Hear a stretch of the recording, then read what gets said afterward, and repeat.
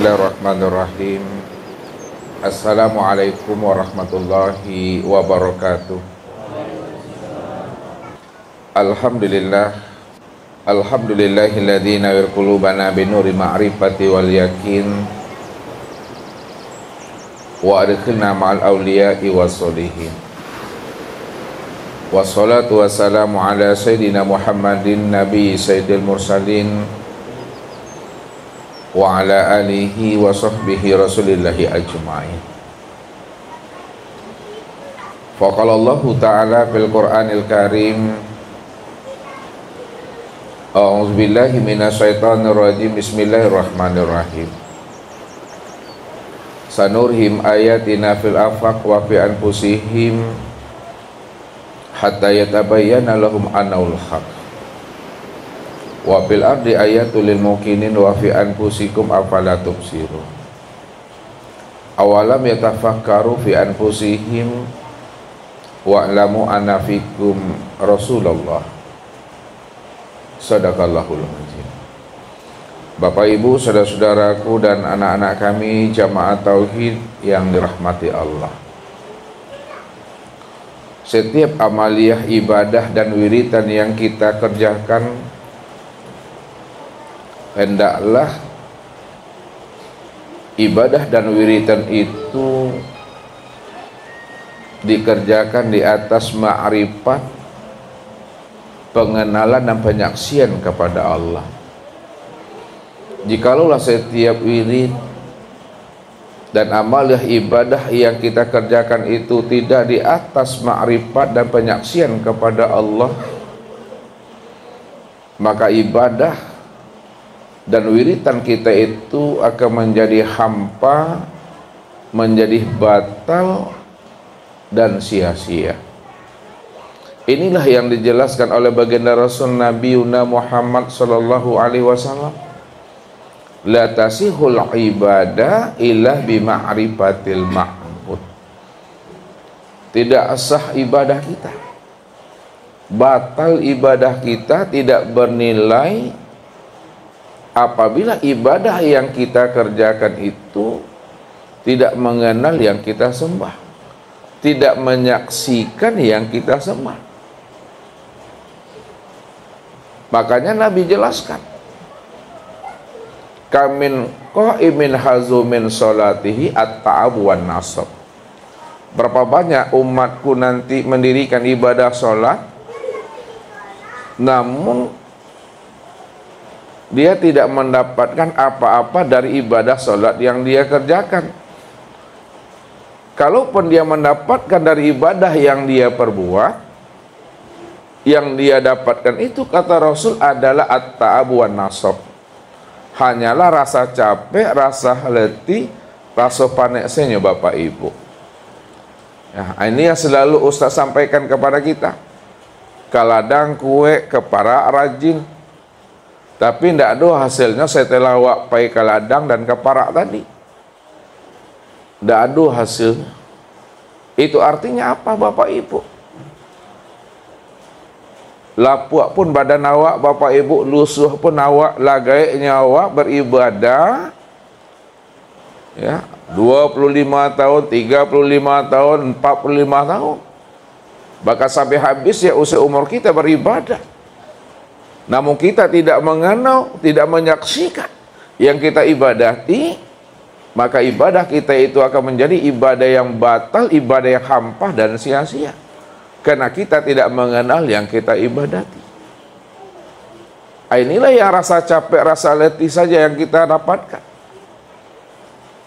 Karena kita tidak mengenal akan hakikat dan rahasia dari setiap ibadah yang kita perbuat itu. Jadi ada suatu hari Bapak Ibu, Rasulullah menjelaskan kepada umat ini, ada dua orang di antara umatku sama-sama mendirikan ibadah sholat. Cara tegak berdirinya sama, cara rukuknya juga tidak berbeda, cara sujud dan duduknya persis sama, tidak berbeda. Akan tetapi kata Rasul, kualitas sholat di antara mereka berdua itu bagaikan langit dengan bumi. Bayangkan sama Bapak Ibu dan pikirkan. Cara tegaknya sama, cara rukuknya sama, cara sujud dan duduknya sama. Tapi kenapa Nabi mengatakan kualitas sholat di antara mereka berdua itu bagaikan langit dengan bumi? Itu maksudnya ada yang sholatnya itu mengenal, menyaksikan dan ingat akan Allah, dan ada pula sholatnya itu yang menghayal, tidak mengingat kepada Allah. Ada yang sholatnya bermakrifat kepada Allah, ada sholatnya tidak bermakrifat kepada Allah. Ada yang sholatnya mengingat Allah, dan ada pula sholatnya tidak mengingat Allah. Inilah yang dikatakan Rasul. Sayati zamanun ala ummati yusalluna wala yusallun. Akan datang nanti suatu masa setelah aku meninggal dunia, kata Rasul, di mana pada masa itu nantinya umatku banyak mendirikan ibadah, banyak menunaikan ibadah. Dia dirikan ibadah sholat fardu dan ibadah sholat sunat. Akan tetapi sebenarnya mereka belumlah mendirikan ibadah sholat. Mereka baru mengerjakan perbuatan sholat, tapi sebenarnya mereka belum sholat. Sebab sholat yang sebenarnya itu, hakikat sholat itu, Allah katakan apa? Wa aqimis sholata li zikri. Dirikanlah sholat itu untuk mengingat aku. Kalau sholat tidak mengingat Allah, itu namanya menghayal namanya. Bagaimana kita akan mengingat Allah? Bagaimana hati dan rohani ini akan hadir kepada Allah? Kalau kita ini belum mengenalnya, kita belum berjumpa dengan dirinya, kita belum menyaksikannya, kita belum bertatap wajah dengan dirinya, bagaimana cara kita ingat akan Tuhan? Makanya orang yang beribadah, yang mana ibadahnya itu tidak didirikan di atas ma'rifat, tidak didirikan atas musyahadah, maka ibadahnya itu akan menjadi ibadah yang batal, hampa dan sia-sia itu. Kita saja mungkin memandang dan menganggap diri kita ini telah beribadah, tapi Allah belum menilai, Allah belum memandang akan hambanya itu melakukan ibadah dan ketaatan kepada dirinya. Ini yang mesti kita simak, kita perhatikan akan diri kita ini dari setiap ibadah dan ketaatan yang kita lakukan itu. Apakah kita beribadah dalam pandangan kita saja baru, ya, secara ritual? Secara ritual kita sudah beribadah namanya, ya, sudah sholat. Tapi secara esensial, hakikat, kita belum dikatakan sholat dan belum beribadah. Lalu bagaimana ibadah kita itu tidak dikatakan ibadah ritual, betul-betul ibadah yang ingat akan Allah? Disinilah kita mencoba untuk membuka akan rahasia ibadah yang kita kerjakan itu. Sehingga ibadah yang kita kerjakan itu ibadah yang benar-benar ibadah yang menyaksikan Tuhan. Nabi katakan apa kepada kita? Anta'budallah ka'annaka tarahu. Beribadahlah kamu kepada Allah seakan-akan, seolah-olah sebenar-benarnya kamu menyaksikan Allah. Makanya orang-orang arifin, orang-orang arif billah, ya, seperti Syekh Junaid, ya, Abu Mansur Al-Halab, para sahabat Rasul, Imam Ali mengatakan apa? La na'budu rabbana lam yara. Kami tidak akan sembah Allah itu, kami tidak akan beribadah Kalau Allah yang kami sembah itu kami belum melihat dan kami belum menyaksikannya. Makanya Allah yang kita sembah itu betul-betul Allah yang nyata. Allah yang kita sembah itu Allah yang wujud, Allah yang zahir, Allah yang tampak. Bukan Allah yang tidak jelas. Bukan Allah yang gaib, bukan Allah yang batin. Akan tetapi Allah yang kita sembah itu adalah Allah yang wujud, nyata, terang, dan jelas. Sejelas-jelasnya Bapak Ibu. Apa yang Ustaz katakan selalu kepada kita. Kalaulah mata ini mampu memandang segala yang wujud, mata ini mampu memandang segala yang nyata, mata ini mampu memandang segala yang zahir, maka Allah itu, Allah yang kita sembah itu lebih wujud, lebih nyata, lebih zahir dari apa yang dipandang oleh mata ini. Karena dialah cuma yang wujud semata-mata. Disitulah Allah menjelaskan dirinya kepada kita. Bahwa tidak ada yang wujud selain daripada dirinya. Apa kata Allah? Innani anallah la ilaha illa ana. Huwal awalu wal akhiru wal zahiru wal batin. Sesungguhnya aku ini adalah Allah. La ilaha illa ana. Tidak ada yang wujud, tidak ada yang nyata, melainkan hanya aku, kata Allah. Akulah yang awal, akulah yang akhir, aku yang zahir, aku yang batin. Awalnya aku tidak ada ujungnya. Awalnya aku tidak ada permulaannya. Akhirnya aku itu tidak ada pangkalnya, tidak ada kesudahannya.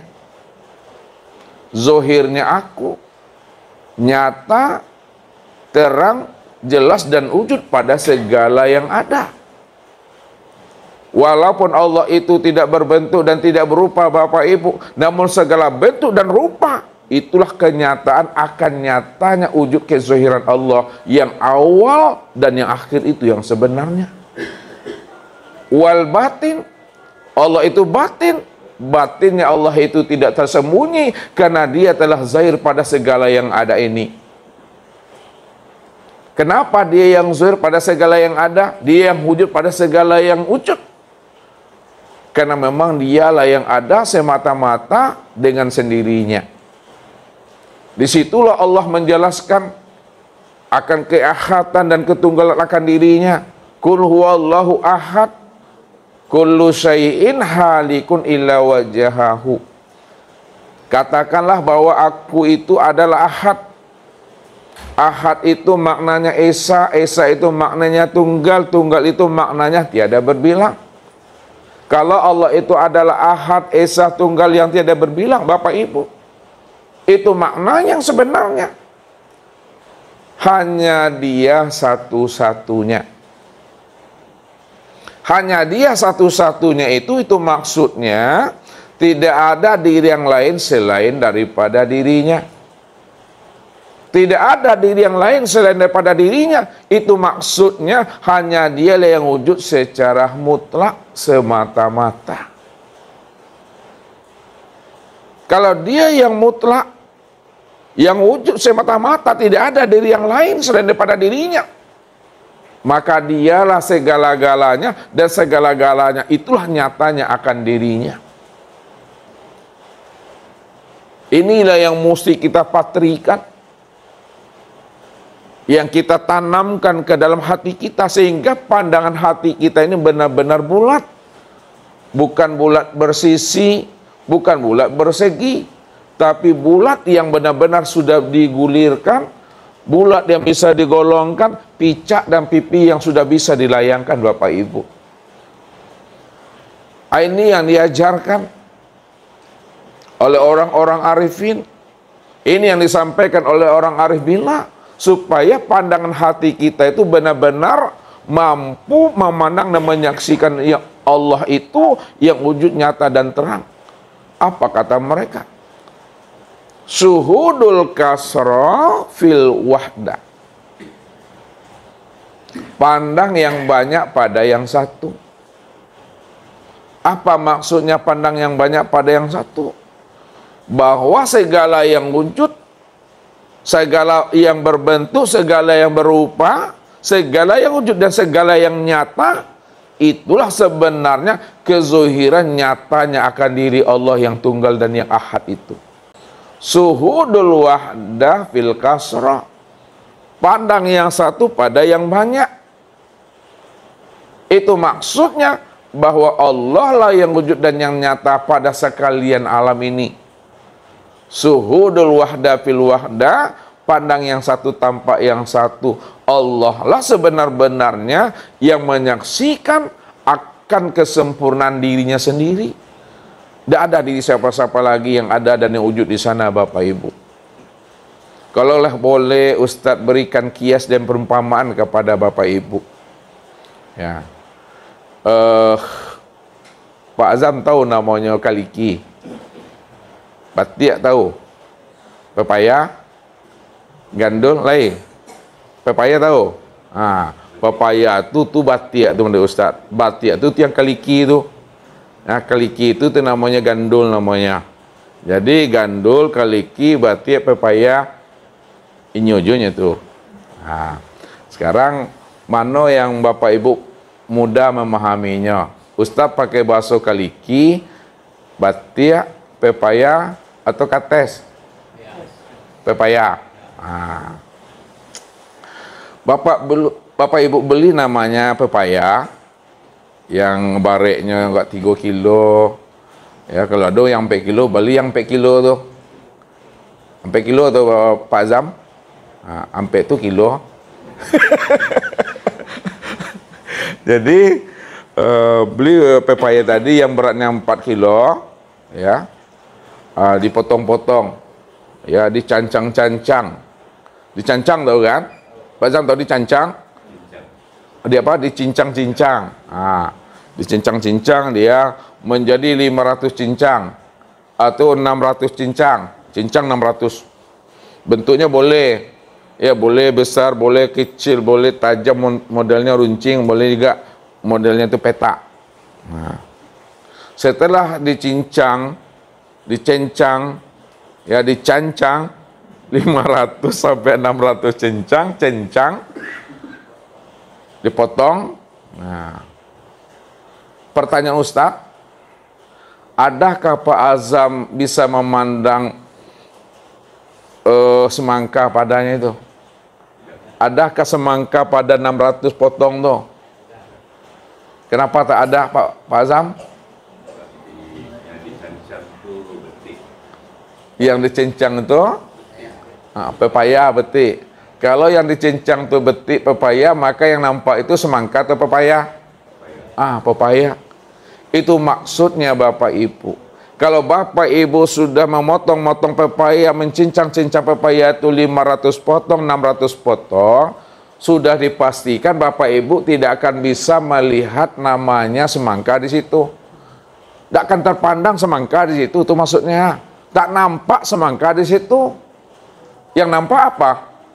Yang nampak itu adalah pepaya, batiak, keliki, gandul, itu yang nampak tuh. Apa maksudnya? Makanya kias itu untuk menghantarkan pemahaman kepada kita tentang Allahnya. Allah itu ahad, Allah itu tunggal. Dia cuma yang wujud semata-mata. Kalau dia yang ahad, tunggal, wujud semata-mata, tak ada diri yang lain, maka kemanapun kita memandang dalam bentuk rupa yang berbeda, wujud yang lain pada sekalian alam ini, maka yang nampak itu juga dirinya. Takkan pernah nampak diri yang lain di situ. Kenapa tidak pernah nampak? Tidak pernah terlihat ada diri yang lain di situ, karena diri yang lain tidak pernah ada, yang ada itu hanya dia semata-mata. Kalau Bapak Ibu memotong pepaya, mencincang pepaya, tentu pepaya lah yang nampak pada 600 potong itu. Pepaya yang nampak pada 500 potong itu. Karena pepaya cuma yang wujud dan yang ada yang kita potong. Itu kias. Kalau Allah yang wujud, wujudnya itu ahad, tunggal, dia semata-mata, tidak ada diri yang lain, maka itulah jawabannya, fa aina ma tuwallu fasama wajhullah. Kemanapun kamu hadapkan wajahmu, ke barat, timur, utara, selatan, di atas, di bawah, kiri dan kanan, depan dan belakang, luar dan dalam, maka yang terpandang itu hanyalah Allah semata-mata. Tak ada diri yang lain di situ. Makanya kenali akan tahwilnya Allah, kenali penyamaran Allah, kenali tajalli, kezohiran dan penampakan Allah itu pada segala yang ada ini. Inilah yang dilatih pandangan hati ini. Makanya dalam hal melatih pandangan hati diajarkan ya, kepada kita oleh guru-guru mursyid dalam tingkatan menafikan segala yang wujud dalam pandangan hati dan menyatakan Allah lah yang wujud pada segala yang ada ini. Nah, caranya bagaimana? Caranya itu hapuskan sekalian alam dan lenyapkan sekalian diri dalam pandangan hati. Kalau sudah hapus sekalian alam, sudah lenyap sekalian diri dalam pandangan hati, maka disitulah nyata senyata-nyatanya Allah lah yang wujud dan yang nyata pada sekalian alam, Allah yang wujud dan nyata pada sekalian diri. Begitu pandangan hati itu mesti mampu memandang Allahnya apa yang dilihat oleh mata. Memang pandangan mata memandang alam, pandangan mata memandang makhluk, itu namanya pandangan zahir. Tapi pandangan hati memandang Allah apa yang dipandang oleh mata itu. Ya. Pandangan zahirnya nampak makhluknya, itu maksudnya. Pandangan batinnya tanpa Allahnya. Pandangan zohirnya tanpa insannya. Pandangan batinnya tanpa Allahnya. Begitu kita memahaminya.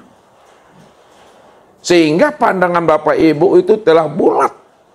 Bulat yang tidak bersegi, bulat yang tidak bersisi, bulat yang sudah bisa digolongkan. Udah mantap pandangan itu. Ini yang kita nafikan selalu dalam pandangan hati dan kita isbatkan juga selalu dalam pandangan hati dengan mengatakan la ilaha illallah.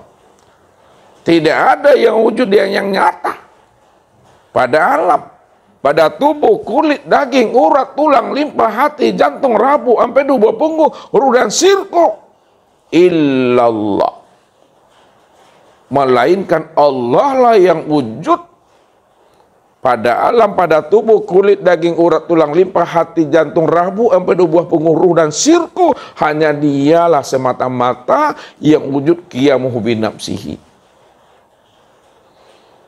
Kalaulah pandangan Bapak Ibu telah mampu memandang Allahnya pada segala yang wujud, pada segala yang nyata,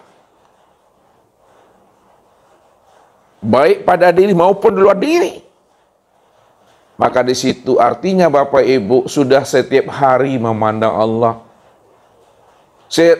sudah setiap saat melihat Allah, sudah sepanjang hayat Bapak Ibu mencari Tuhan.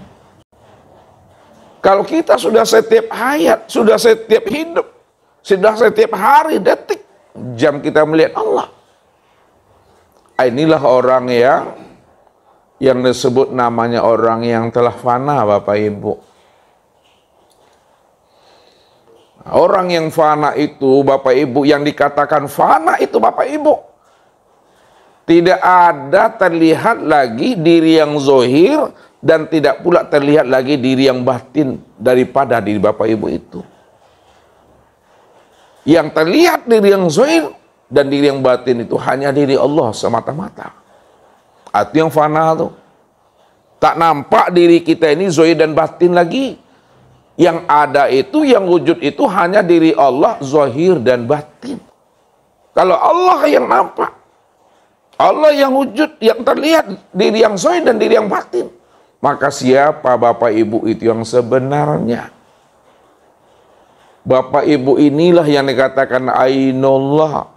Bapak Ibu inilah yang dikatakan tajaliyatillah. Bapak Ibu inilah yang dikatakan hakikatullah itu. Tiada lain, hanya Dia Bapak Ibu. Ini Allah katakan, al-insanu nafsi wa ana nafsuhu. Insan itu diriku, akulah dirinya insan itu, kata Allah. Rupanya yang mengatakan insan itu bukan Bapak Ibu, yang mengatakan insan itu Allah. Al-insanu siri wa siri sifati wa sifati la ghairi. Insan itu adalah rahasiaku. Rahasiaku itu adalah sifatku. Sifatku itu tiada lain aku, itu kata Allah. Karena aku yang wujud. Aku cuma yang ahad, aku cuma yang esa, aku cuma yang tunggal. Tidak ada di siapa-siapa di situ.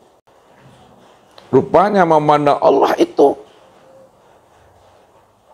sempurnalah memandang Allah pada diri. Siapa yang sudah sempurna memandang Allah pada dirinya, maka terpandang pula lah Allah di luar dirinya. Inilah yang dikatakan dari Allah, bagi Allah, dan untuk Allah. Ya. Disitulah Allah menjelaskan yang terpandang itu pada diri insan itu adalah dirinya. Kenapa? Inna rabbaka ahatta bin nas. Sesungguhnya Allah itu, Rabbmu itu sudah meliputi akan diri setiap insan. Allah itu sudah wujud, wujudnya itu meliputi diri setiap insan. Kalau Allah itu sudah wujud, wujudnya meliputi diri setiap insan, maka disitulah dikatakan insan itu rahasia Allah. Allah itulah sebenarnya yang dikatakan rahasia. Rahasia daripada insan itu. Makanya siapa yang ingin mengenal, ingin berliqa, ingin bermusyahadah, ingin bertatap wajah dengan Allah, kenalilah rahasia insan. Siapa yang sudah mengenali rahasia insan, disitulah dia bersobok dengan Tuhan itu. Karena Allah itulah sebenarnya yang dikatakan rahasia daripada insan itu yang sebenarnya. Nah, kalau udah paham kita Bapak Ibu tentang rahasia, bahwa Allah itulah yang dikatakan rahasia insan, maka disitulah Nabi katakan kala lisanahu, keluhlah lidah kita lagi. Nah, keluh lidah itu maksudnya tidak ada lagi kata-kata mencari. Tak ada lagi kata bertemu, kata melihat, kata menyaksikan. Tak ada lagi kata ma'rifat itu. Kalau masih ada kata mencari, kata bertemu, kata melihat, kata menyaksikan, kata ma'rifat, masih ada juga dua wujud tuh Bapak Ibu. Itulah rahasianya dikatakan man arafa rabbahu fasadal jasad. Siapa yang telah mengenal Tuhannya, maka ketika itu dirinya pun hancur. Siapa yang telah menemui Allah, maka dirinya pun lenyap. Siapa sudah berjumpa dengan Allah, dirinya pun hilang di sana. Maksud hati ingin mencari Tuhan. Maksud hati ingin menemui Allah. Tapi setelah Allah bertemu, setelah Allah kita lihat, maka ketika itu pula lah diri Bapak Ibu itu hilang, lenyap dan sirna Bapak Ibu.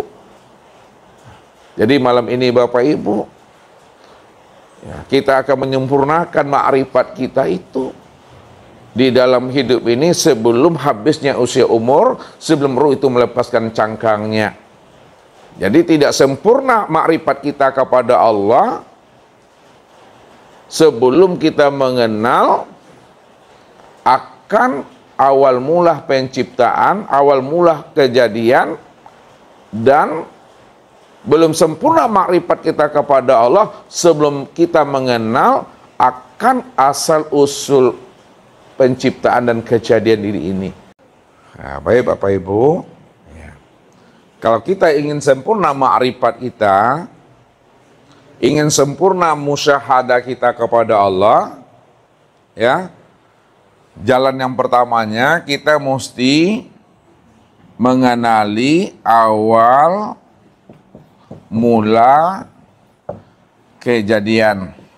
Yang kedua, kita juga mengenali asal kejadian. Ini jalannya Bapak Ibu. Kalau kita ingin bermakrifat, kita ingin bermusyahadah dengan Allah, kenali awal mula kejadian, kenali pula asal kejadian. Nah, sekarang Ustaz mau hantarkan dulu ke atas. Sebelum awal mula kejadian, sebelum kita mengenal asal kejadian, siapa yang lebih dahulu awal sebelum adanya yang awal? Siapa yang lebih dahulu ada sebelum adanya segala yang ada? Siapa yang dahulu hidup sebelum adanya kehidupan? Yang lebih dahulu ada sebelum adanya segala yang ada, yang lebih dahulu awal sebelum adanya yang awal, yang lebih dahulu hidup sebelum adanya kehidupan, itulah yang disebut namanya dengan Allah. Siapa Allah? Allah itu, Allah menjelaskan, fazalikumullahu rabbukumul haq. Fazalikumullah rabbukumul haq. Fazalikumullah rabbukumul haq. Maka zat yang demikian itulah Allah Rabbmu yang sebenar-benarnya. Jadi yang Allah itu adalah zat yang sebenar-benarnya. Mana yang dikatakan Allah itu adalah zat yang sebenar-benarnya itu yang mana? Zat yang sebenar-benarnya itu yang dikatakan Allah, la sautun wala harfun. Dia tidak bisa disebut Bapak Ibu, tidak bersuara dan tidak berhuruf. Kalaulah dia itulah sautun wala harfun, tidak bersuara, tidak berhuruf, tidak bisa disebut, berarti yang tidak bersuara, yang tidak disebut itu, hakikat dirinya zat itu adalah kosong. Yang kosong itu yang disebut namanya dirinya. Nah, yang kosong itu yang dirinya. Yang nggak bisa disebut, yang nggak bisa dijelaskan, yang nggak bisa diceritakan.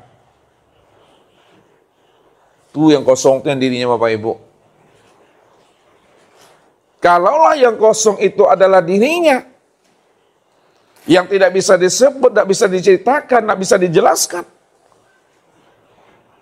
maka disebutlah ungkapannya, disebut istilahnya, karena nggak bisa disebut, nggak bisa diceritakan, maka disebutlah namanya Rabbul Izzati.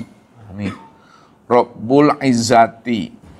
Atau disebut namanya Ghaibul Ghuyub, atau disebut juga namanya dengan Zatul Haq, atau disebut juga namanya Zatul Bihal, atau disebut juga namanya Zatul Bahdi, atau disebut juga namanya dengan Zatul Bukti, atau disebut juga namanya wujud mutlak, atau disebut juga istilahnya dengan wujud hakiki. atau disebut juga namanya wujud muhit, atau disebut juga istilahnya dengan kuni, atau disebut juga istilahnya dengan kuni bil kuni, atau disebut juga istilahnya dengan hu, atau disebut juga namanya dengan bat. Jadi Bapak Ibu, batin, hu, Rabbul Izzati, Goibul Guyub, Zatul Haq, Zatul Bihal, Zatul Bukti, Zatul Bahdi, wujud mutlak, wujud hakiki, kuni, kuni bil kuni, menjelaskan tentang dirinya yang tidak bisa disebut, yang tidak bisa diuraikan dengan kata-kata. Inilah dikatakan la sautun wala harfun. Tidak ada suara dan tidak ada huruf. Karena tidak ada suara dan tidak ada huruf, karena dia kosong, maka diistilahkan juga yang tidak ada huruf dan tidak ada suara itu, yang disebut kosong itu disebut juga dengan istilah la ta'yin. Apa artinya la ta'yin? Belum wujud, belum nyata. Itu yang dirinya. Itulah yang disebut namanya dengan innani. Tahu innani? Aku. Tuh, ini. Aku itulah yang Rabbul Izzati. Aku itulah yang berstatus Tuhan. Aku itulah yang bermakom Tuhan. Aku itulah berderajat Tuhan. Namaku Allah. Makanya Allah katakan, innani anallah. Innani anallah. La ilaha illa ana. Sesungguhnya diriku adalah Allah. La ilaha, la ilaha, la ilaha illa ana. Tidak ada yang wujud, tidak ada yang nyata, tidak ada yang ada, melainkan yang wujud, yang nyata dan yang ada itu ana, aku, kata Allah. Yang aku itu yang disebut tadi namanya, yang batin, yang hu, yang zatul haq, Rabbul Izzati itu. Maka dijelaskan juga, fazalikumullahu rabbukumul haq, maka zat yang demikian itulah Allah Rabbmu yang sebenar-benarnya. Jadi zat Rabbmu yang bernama Allah yang sebenar-benarnya itu la sautun wala harfun, tidak bisa disebut, tidak bisa diciptakan. Namun dia wujud, namun dia nyata, namun dia terang, namun dia jelas Bapak Ibu. Kalaulah dia disebut, maka dia bersifat. Kalau dijelaskan, dia juga bersifat. Jadi hakikat sebenarnya, Allah itu tiada bersifat. Dia bersifat kalau dijelaskan. Dia bersifat kalau diterangkan. Sebenarnya, dia tiada bersifat, tidak bisa dijelaskan, tidak bisa diterangkan, tidak bisa diungkapkan dengan kata-kata Bapak Ibu. Kalau tak bisa diungkap dengan kata-kata, anyang sela. Jadi mengenal Allah itu cukup dirasa, diam, dan diimani. Alun diresek latarasu tuh. Tuh. Ya, ibu-ibu makan asam, bapak-bapak aku yang mengerinya mah. Lai tahu tuh, Pak Azam itu maksudnya tuh. Ibu Siti makan asam, Pak Azam mengerinyam, meleleh-leleh pete-pete, wah. Wah. Alun diresek latarasu tuh mah. Ya, ibarat bapak ibu menghidupkan api lilin. Nah, lilin. Ini untuk mengantarkan paham nih. mengambil dengan raso. Nah, apa namanya Bapak Ibu? Lilin. Nah, ketika Bapak Ibu ya di rumah mati lampu, pada saat di rumah kita ada mati lampu, sebelum kita menghidupkan lilin nih, sebelum ditukiakan korek api itu, nah, kalau bahasa Ustaz Pazam ditukiakan, dipatikan, sebelum dihidupkan lilin itu Allah nampak tarangnya. Bapak Ibu masa itu, sebelum lilin ini dihidupkan sudah nampak terangnya. Itu maknanya. Pejam mata nampak Allah, apole buka mata tampak tarang Allah Tuhan. Itu yang tak bisa disebut tuh. Ya. Alun dipeganglah terasu Tuhan. Kan itu yang disampaikan oleh orang-orang tua kita. Kok yo pandai Bapak Ibu mencari Tuhan, alun diresik lah tarasu itu maha. Orang makan asam awak yang mengerinyam tuh. Ya, pahamilah si hayat tuh. Pahamilah yang hidup itu pada diri. Kalau Bapak Ibu sudah memahami si hayat yang hidup pada diri, disitulah Bapak Ibu bisa merasakan hayat itu pada diri. Bisa merasakan si hayat pada diri. Turun naik tuh, keluar masuk tuh dari hidung tuh. Tidak bisa merasakan si hayat pada diri yang keluar masuk, yang turun naik, ala bakal pedong tuh mah. Siapa yang tidak mampu merasakan si hayat pada diri, yang hayat itu sudah meliputi sekalian tubuh, sudah memenuhi sekalian rongga tubuh yang dikatakan nyawa, nyatanya wujud Allah yang turun masuknya. Tak paham kita tuh, tak kenal kita itu. Siapa yang keluar masuk, siapa yang turun naik ini, ayolah bakal pidong tuh mah. Pahami itu yang mencari Tuhan itu dengan rasa. Ya. Rasu dibuat naik, paresu dibuat turun. Rasu yang dirasoi asailah. Pilih ke dalam, center ke dalam, ikut ke dalam. Itu yang Allah tuh Bapak Ibu. Dia sudah menjadi rahasia akan diri setiap insan.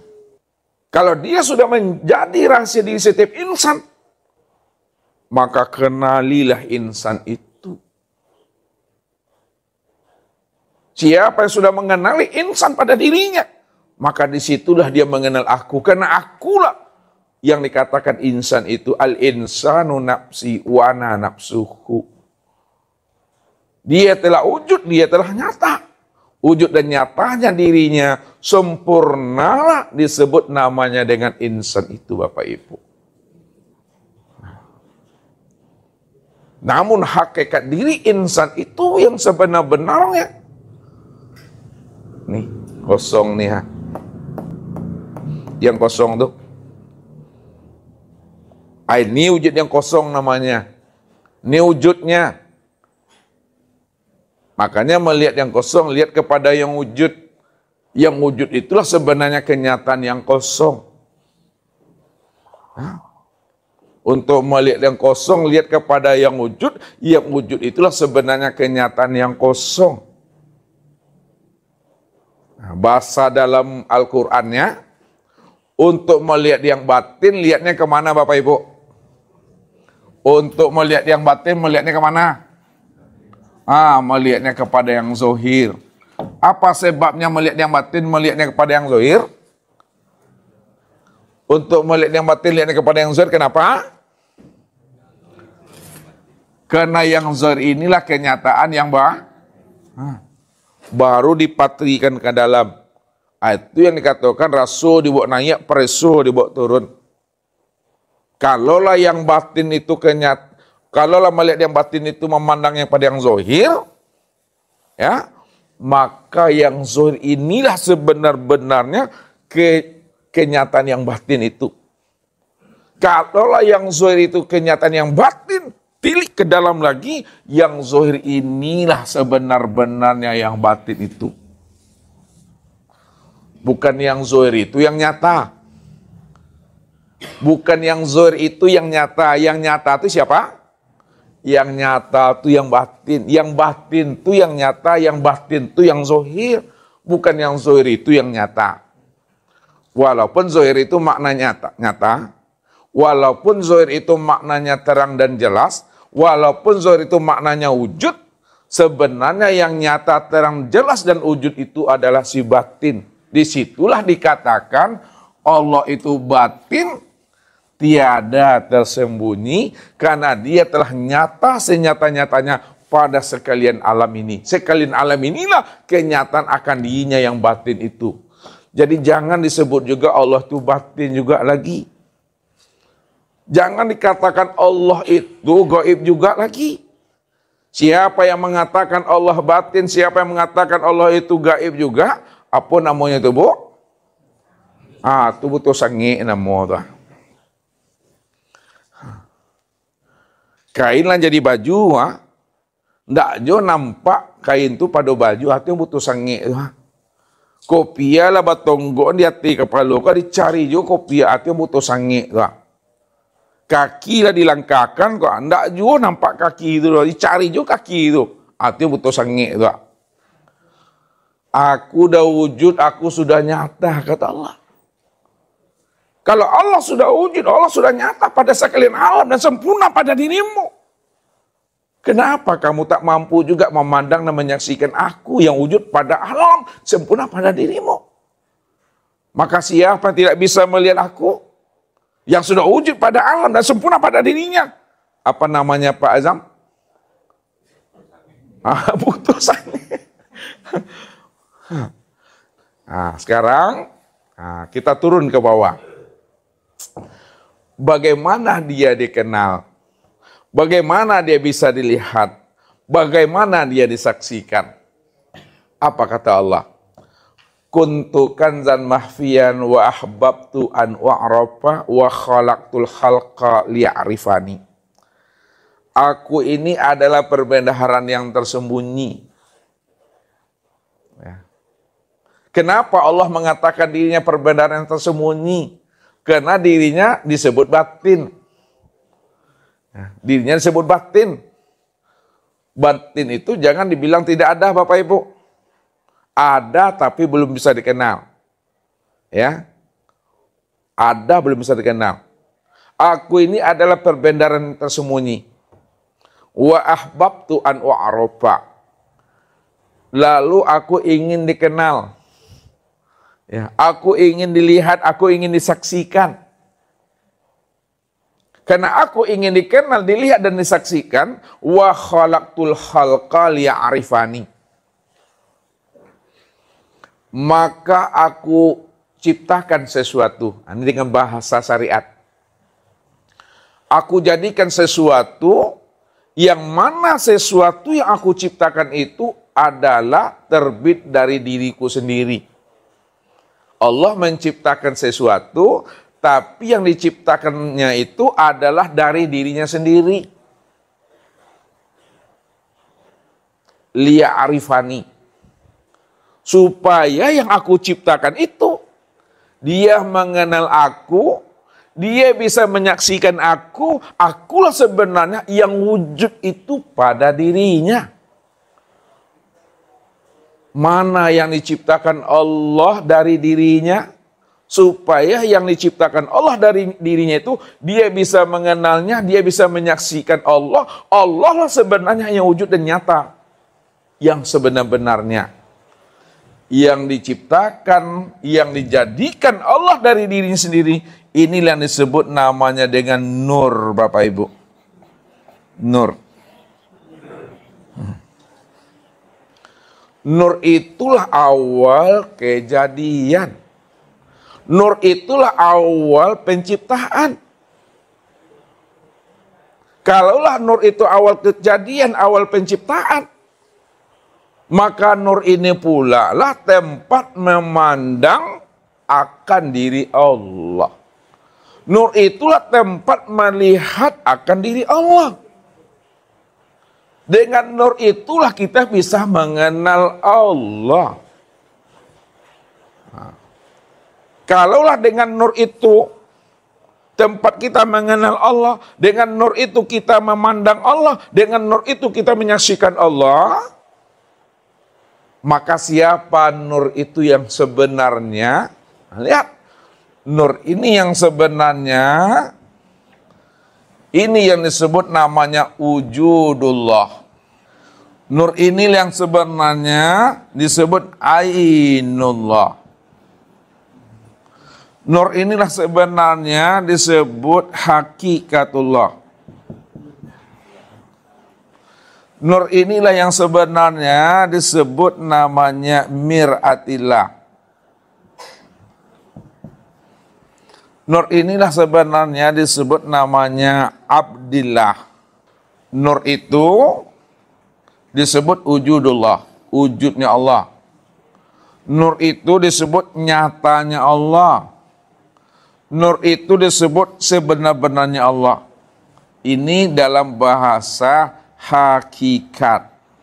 Nah, dalam bahasa hakikat. Dalam bahasa thariqat, nur ini disebut mir'atilah, cermin Allah. Nah, ini bahasa thariqat namanya. Cermin Allah. Nur itu cermin Allah, tempat memandang wujud dirinya Allah. Nah, secara bahasa syariat, nur ini disebut abdillah, hamba Allah. Nah.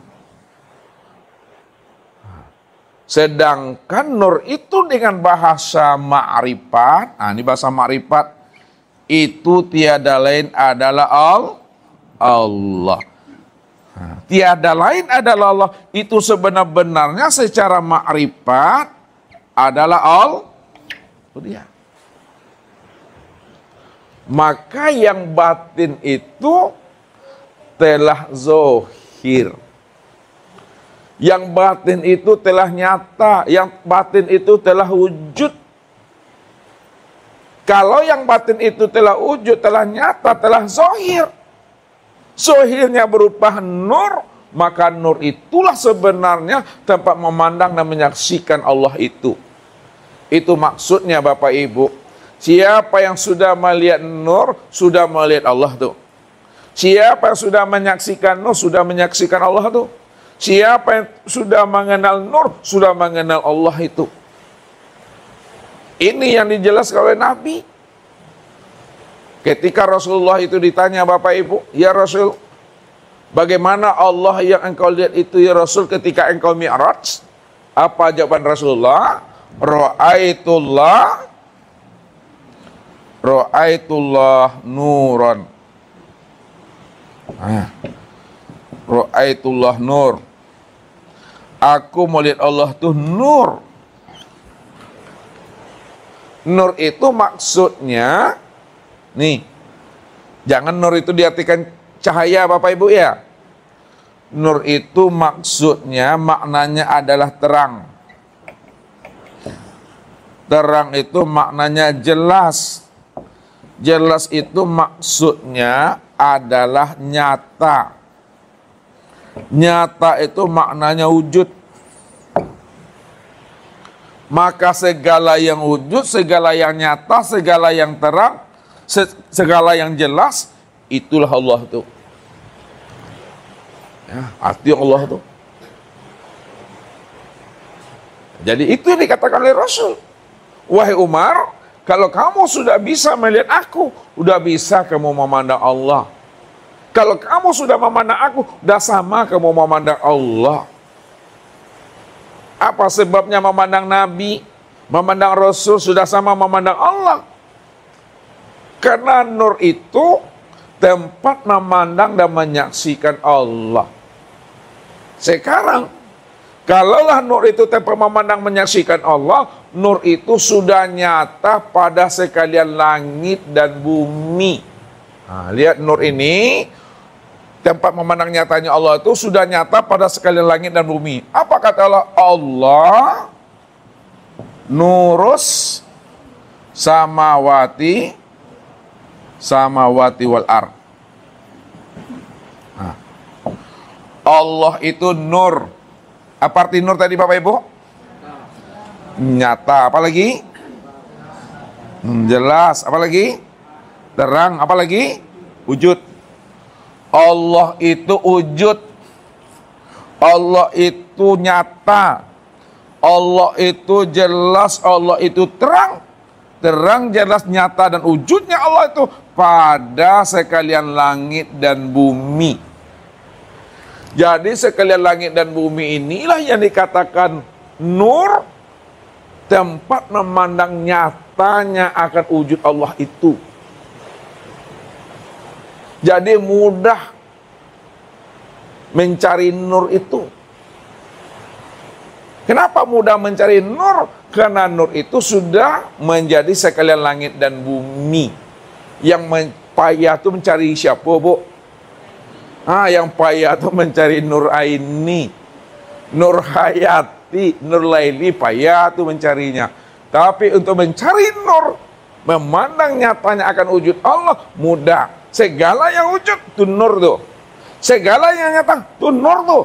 Segala yang jelas dan terang itu adalah nur. Sudah menjadi langit dan bumi dalam bentuk rupa berbeda wujud yang lain. Tolong memahaminya. Ya, ada apa Bapak Ibu nur? Sekarang, kenapa nur ini disebut namanya nur ilahi, dan kenapa pula nur itu disebut namanya Nur Muhammad? Di mana duduk pahamnya nur ilahi, di mana pula duduk pahamnya Nur Muhammad? Kita lihat Bapak Ibu. Ini kan nur tadi, untuk memandang Allah, untuk melihat Allah itu pandang pada nur. Sekarang nur itu sudah nyata pada langit dan bumi. Ya, sekalian langit dan bumi itu itulah nur, tempat memandang nyatanya akan wujud diri Allah. Yang kedua Bapak Ibu, kapan nur itu disebut nur ilahi, kapan nur itu disebut namanya Nur Muhammad? Atau kenapa nur itu disebut nur ilahi, kenapa pula nur itu disebut namanya Nur Muhammad? Ini mesti paham. Lihat, nur ini disebut namanya nur ilahi karena nur ini asalnya daripada diri Tuhan itu sendiri. Itu saya ulang lagi. Kenapa nur itu disebut nur ilahi? Karena nur ini berasal daripada diri Tuhan itu sendiri. Berasal dari dirinya sendiri. Makanya disebut nur ilahi, nur Tuhan. Karena asalnya daripada Tuhan. Yang kedua, kenapa nur itu disebut namanya Nur Muhammad? Karena nur itu tempat memandang nyatanya wujud Allah. Nur ini tempat memandang wujud Tuhan, maka disebut namanya Nur Muhammad. Jadi disebut Nur Muhammad karena nur itu tempat memandang akan wujudnya Allah. Mana yang Nur Muhammad itu? Nur Muhammad itu yang mana Ibu? Kenapa nur itu disebut nur ilahi? Karena nur ini berasal daripada diri Tuhan itu sendiri. Berasal dari dirinya sendiri. Makanya disebut nur ilahi, nur Tuhan. Karena asalnya daripada Tuhan. Yang kedua, kenapa nur itu disebut namanya Nur Muhammad? Karena nur itu tempat memandang nyatanya wujud Allah. Nur ini tempat memandang wujud Tuhan, maka disebut namanya Nur Muhammad. Jadi disebut Nur Muhammad karena nur itu tempat memandang akan wujudnya Allah. Mana yang Nur Muhammad itu? Nur Muhammad itu yang mana Ibu? Itu dia, Nur Muhammad ini sudah nyata pada sekalian langit dan bumi. Sudah nyata pada sekalian alam. Sekalian alam, langit dan bumi. Dalam bentuk wujud yang berbeda, rupa yang berbagai-bagai, nama yang bermacam-macam, itu Nur Muhammad tuh. Akan tetapi kesempurnaan Nur Muhammad yang nyata pada sekalian alam, sempurnalah Nur Muhammad itu memandangnya kepada insannya. Insan itu siapa namanya? Daniel namanya. Nah. Jadi memandang Allah itu pada insan yang bernama Daniel. Apakah Daniel saja? Tidak. Jadi kepada siapa? Kepada semuanya insan. Tuh. Nah, insan itu bernama macam-macam. Nah, Abdul namanya, Pak Azam namanya, Pak Andre namanya. Itu insan tuh. Maka Daniel, Pak Andre, Pak Azam, itulah nyatanya memandang sempurnanya akan wujud Allah itu, Bapak Ibu. Nah, itu rahasianya. Yang kedua dan terakhir. Ini yang kedua dan terakhir nih. Setelah Bapak Ibu sudah bisa mengenal Allah, sudah bisa menyaksikan Allah melalui nur, awal mula penciptaan, awal mula kejadian. Yang kedua dan yang terakhir, kenalilah asal kejadian diri itu. Nah, bagaimana cara memahami asal kejadian diri supaya terpandang juga di situ Allahnya? Nah, lihat. Nah, asal kejadian diri. Bahasa yang paling ringkas, paling mudah, paling simpel untuk mengenal asal usul kejadian diri. Sesungguhnya Bapak Ibu, tubuh kita ini yang bau rek, badagi, yang batulang tuh asalnya daripada tanah. Ya. Inna khalaqnakum min turab. Aku jadikan dirimu yang bermata, bertelinga, berhidung, bermulut itu dari tanah. Ini asalnya. Tanah itu berasal daripada air. Air itu berasal daripada angin. Angin itu berasal daripada api. Api itu berasal daripada a'yan sabita. A'yan sabita itu asalnya adalah dari nur. Nah, ini kesini perginya nur. Awal mula kejadian tuh nur. Nah, ya, tubuh kita ini, saya ulang lagi, berasal daripada tanah, tanah berasal daripada air, air berasal daripada angin, angin berasal daripada api, api berasal daripada a'yan sabita. A'yan sabita asalnya dari awal mula kejadian, yaitu adalah nur. Kesimpulannya, kalaulah tubuh berasal daripada tanah, berasal daripada air, berasal daripada angin dan api, dan a'yan sabita yang sebut namanya nur, maka disebutlah diri Bapak Ibu ini yang kasar nih, disebut namanya dengan Nur Muhammad. Nur Muhammad namanya Bapak Ibu. Nah, yang kedua, diri kita yang halus. Nah, ini lihat, ruh. Tadi kan tubuh, sekarang ruh. Nah, ruh itu juga asalnya dari awal mula kejadian, itu adalah nur. Kalaulah ruh dan tubuh kita asalnya dari awal mula kejadian yang disebut namanya nur, maka disebutlah tubuh dan ruh ini disebut namanya Nur Muhammad, zahir batin. Tubuh ini yang zahirnya, sedangkan ruh itu yang batin. Yang zahir asalnya dari mana? Yang zahir asalnya dari mana tadi? Tubuh yang zahir asalnya dari mana? Daripada nur, awal mula kejadian. Sedangkan diri yang batin asalnya juga dari nur, awal mula kejadian. Disitulah dikatakan, ana minallah wal mu'minuna minni. Ana minallah wal alam minni. Aku, kata Nur, aku langsung daripada zat Allah, sedangkan alam dan dirimu berasal daripada aku. Nah, alam, dirimu berasal daripada aku. Itu yang Nur tuh. Makanya diri Bapak Ibu, zahir batin disebut namanya siapa? Nur Muhammad. Nur Muhammad tuh. Pertanyaannya, nah ini balik lagi ke atas nih. Kalaulah diri Bapak Ibu zahir dan batin disebut namanya Nur Muhammad atau Muhammad, siapa rahasia Muhammad ini atau Nur Muhammad ini? Siapa rahasia Nur Muhammad atau Nur Muhammad ini? Itu tiada lain adalah Allah itu. Maka Nur Muhammad itulah rahasia akan Allah.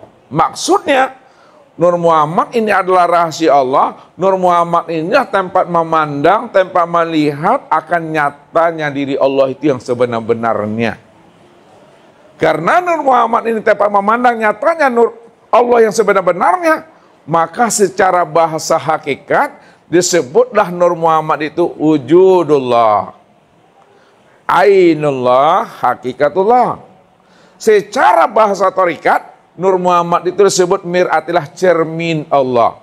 Secara bahasa syariat, Nur Muhammad itu disebut namanya Abdullah, hamba Allah. Hamba Allah, hamba itu yang Allah. Mir'atilah, cermin Allah. Yang cermin itu yang Allah. Ainullah, nyatanya Allah. Yang nyata itu Allah. Wujudullah, yang wujud itu yang Allah. Kalau yang wujud itu Allah, yang nyata itu Allah, maka itu makna yang sebenar-benarnya, ya Allah lah tuh dah. Allah lah tuh sempurnanya. Disitulah rahasianya. Siapa yang sudah mengenali asal kejadian diri, dan dia juga telah mengenali awal mula kejadian, itu tiada lain adalah Allah itu sendiri, Bapak Ibu. Rupanya semua yang ada ini yang disebut tajalli itu bahasanya tuh. Ya. Wa ja'alu lahu min ibadi juz'an, bahwa sesungguhnya segala yang ada ini itu adalah bahagian diriku, kenyataan diriku, tempat memandang akan diri aku, kata Allah. Kenapa? Alam dan diri kita ini tempat memandangkan diri Allah, karena Allah yang wujud secara mutlak. Ini tadi itu yang disebut wujud secara mutlak nih ya. Mutlak itu apa artinya, Bu? Arti mutlak apa, Bu? Arti mutlak itu mutlak kok. Apa arti mutlak?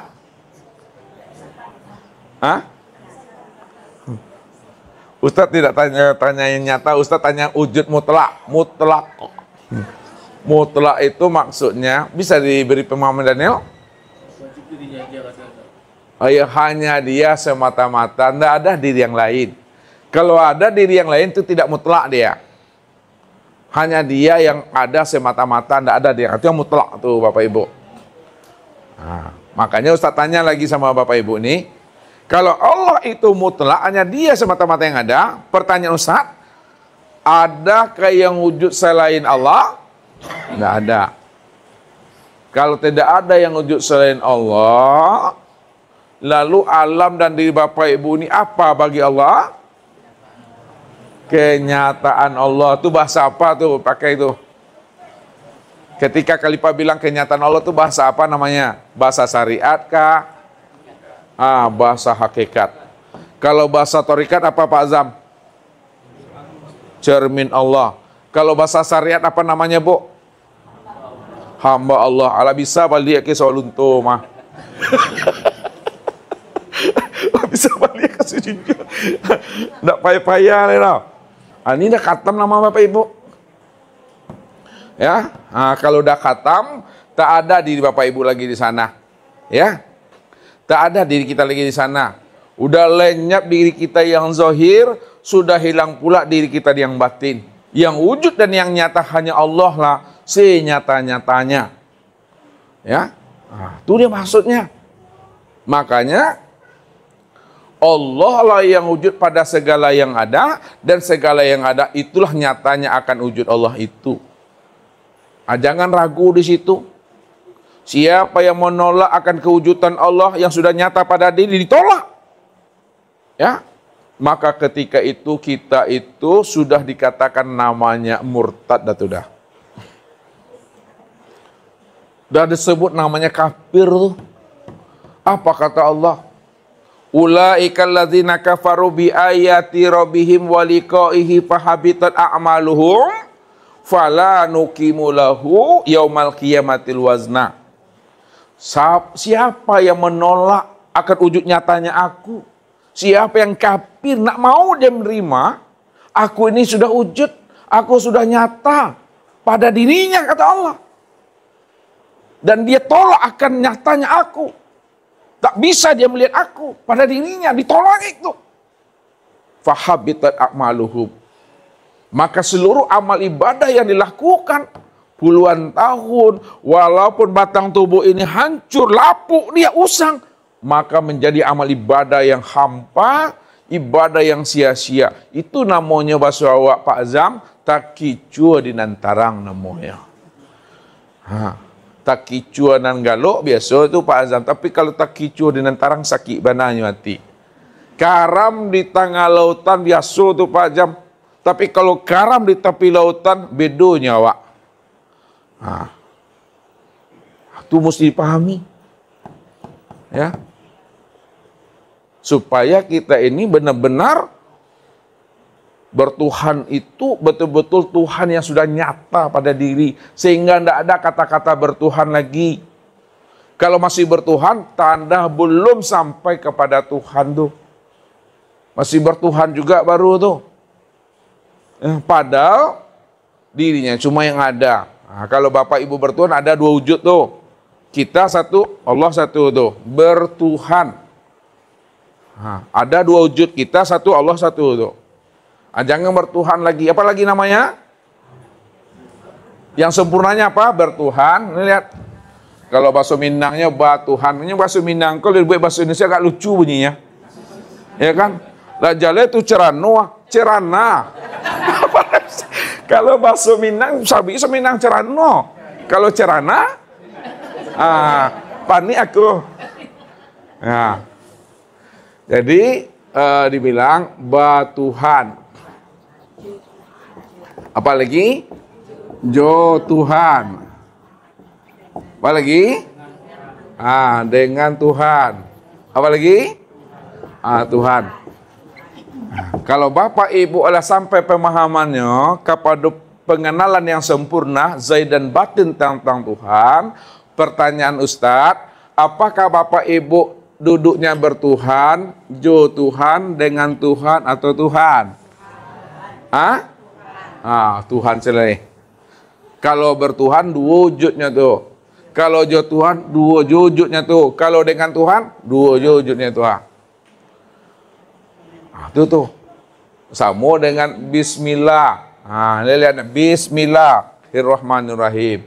Apa terjemahnya tuh bismillah? Dengan nama Allah. Kalau dengan nama sama tuh mah jo Tuhan dengan Tuhan. Kini naikkan pemahaman maknanya, bukan dengan nama tapi dengan Allah. Itu masih jo Tuhannya baru tuh mah. Ya kan? Mantapkan sekali lagi, tukiakan ke dalam, tapiakan bahasanya kata Ustadz Pazam, tapiakan, dilayukkan, apa namanya? Allah. Bukan dengan nama Allah, bukan dengan Allah, tapi Allah. Allah yang mana? Yang Rahman dan Rahim. Maka inilah yang wujud Bismillah tuh. Ini yang wujud Bismillahnya, Bapak Ibu ini yang wujud Bismillah. Makanya maknanya ba ini maknanya basir. Lihat. Sin ini maknanya sami'. Mim ini maknanya mutakallim. Siapa si basir? Siapa si sami'? Siapa mustaqalim? Si sami', si mutakallim, si basir itu Allah yang mana? Rahman dan itu mengaji mesti tuntas.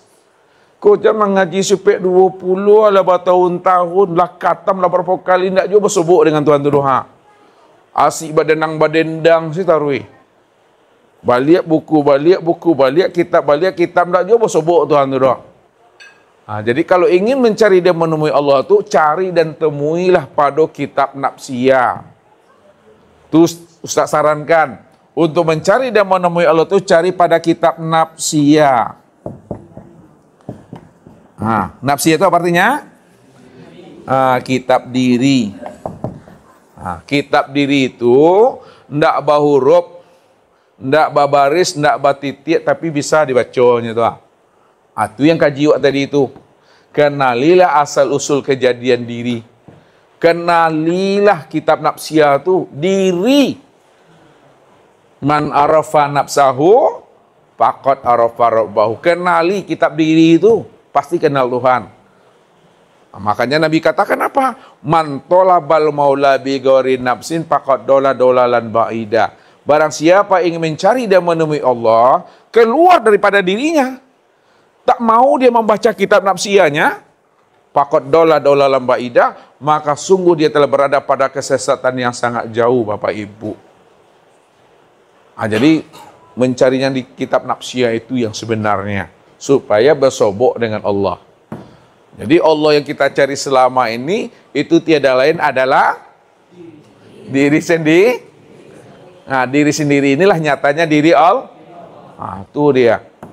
Itulah rahasianya disampaikan orang tua kita. Allah itu batin namun dia tiada tersembunyi. Kenapa? Dia sudah nyata dan terang pada segala yang ada. Segala yang ada itulah wujud yang batin itu. Batinlah itu yang sebenar-benarnya itu.